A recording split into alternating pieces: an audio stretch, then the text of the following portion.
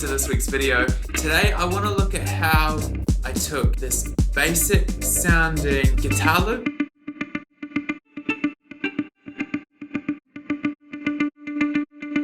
and turned it into this glitchy beat.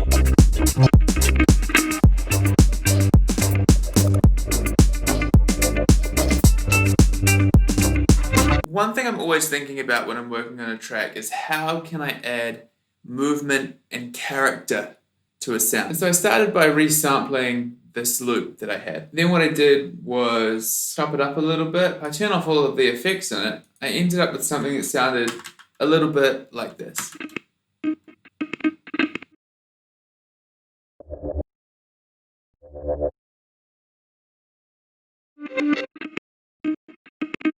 That sounds so bad by itself. Here's an example of what it sounds like a bit more filled out without being chopped up so much. So I was thinking, that's cool, that sounds cool, but it sounds too similar to the loop I already have. When I'm working with a loop, I like to change it to the point where it's pretty much non-recognizable anymore. Not because I think there's anything wrong with working with loops, but I just take it as a bit of a personal challenge. Musically, I know I can do that, and so I like to do that. I was playing back this loop, it was chopped up a little bit, but it still sounded too similar to what I already had with the original loop. So I pulled up an instance of Reason. I'll show you what effects are on it in a second. This is what it sounded like before.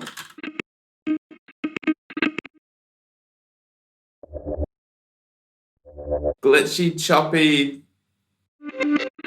randomness. This is what it sounds like with the Reason effects on it.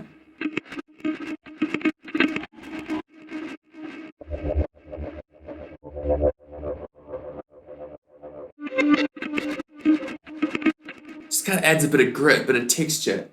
So what's actually happening here is I have the sound running through quartet on the thick FFT setting. Haven't really messed with anything here. I think I just turned the wet dry down a little bit. Then I put an echo on. Again, turned the wet dry down a bunch. Messed with some of the settings. I think I turned up the modulation a little bit, the filter, the diffusion, messed with the ping pong and I don't know. I messed with some stuff. And then I put synchronous on. Again, pulling the dry wet down quite a lot. But have a listen to what it sounds like with synchronous.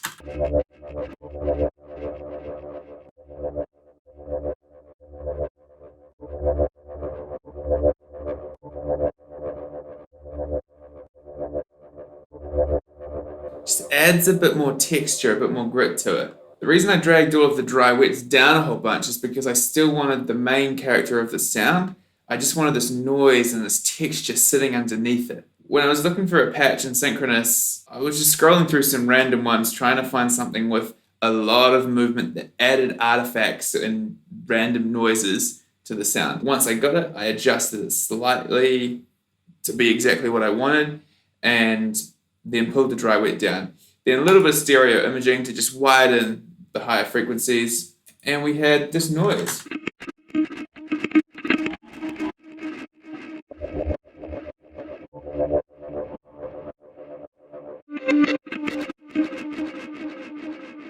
I also did a lot of warping of audio. Like this one here is down 24 semitones. I also reversed this one here as well. But then what I did was I resampled the whole track, this whole track here with all of the effects on it. So now you have this track.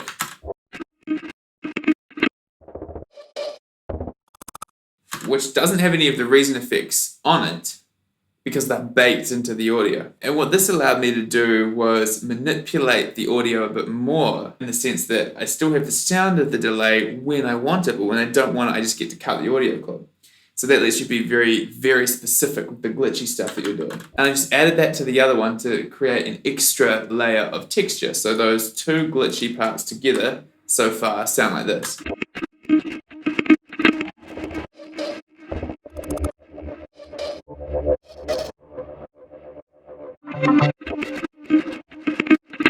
Bearing in mind, that's all coming from that original guitar sample, which was this.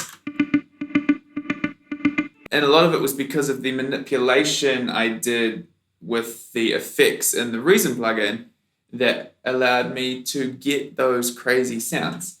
I didn't do that much audio manipulation on a clip level, just a little bit of reversing, some warp mode adjustment in one or two little clips, and some pitching, but very little. This final layer I've got here is this one.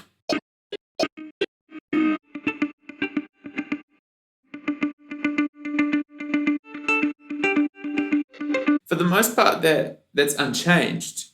There's a little glitchy part at the start, but then for the most part, it's unchanged from the original loop. However, what I did was take this clip here, which is down an octave, and this clip here, which is, I think it's reversed? Yeah, it's reversed and on the track with all of the effects on it.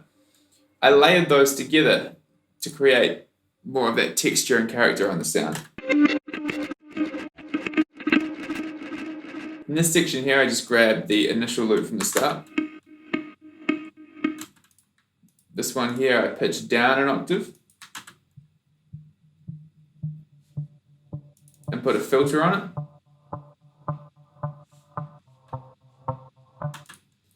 This one here, I pitched up 2 octaves and put the filter on that too, so it probably doesn't even come into about halfway through. There we go, starting to come in now. So that creates this kind of vibe.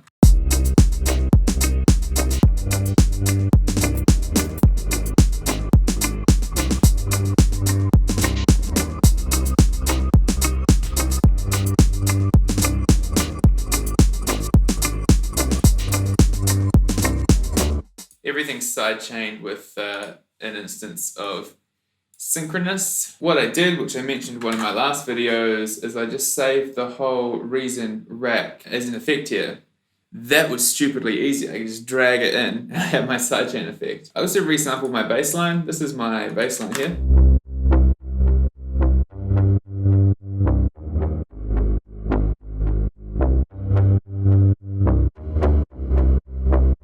It's got quite a long release and there's some delay on it, but I wanted to be a little more specific with when I had space between the sounds.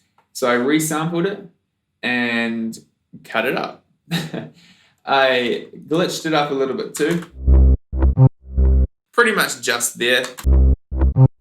I'm thinking that motif that I've got going on, I probably should repeat in this third bar. I just haven't got around to it.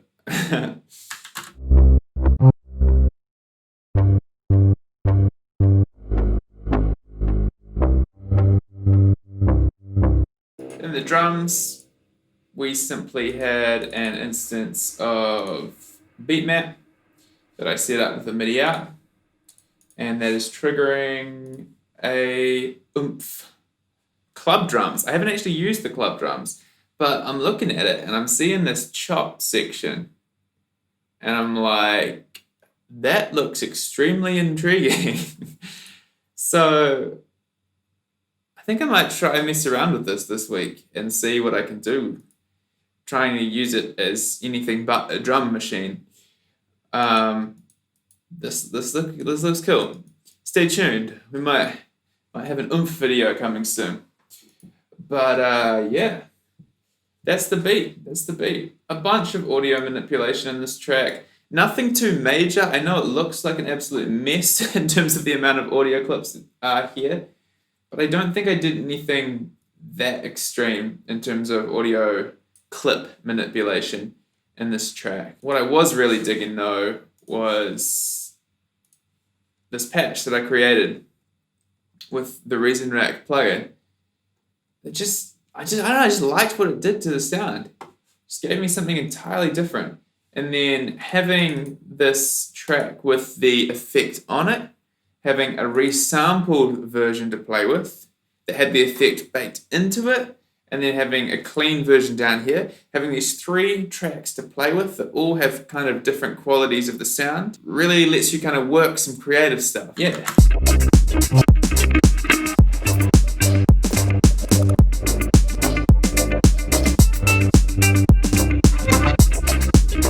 So that's the video for today, guys. Make sure you give it a like, subscribe to the channel, and leave a comment. What do you think of the beat? I'm kind of digging how it turned out. Save that one in the bank to work on later. Anyway, that's the video. Catch you guys next week.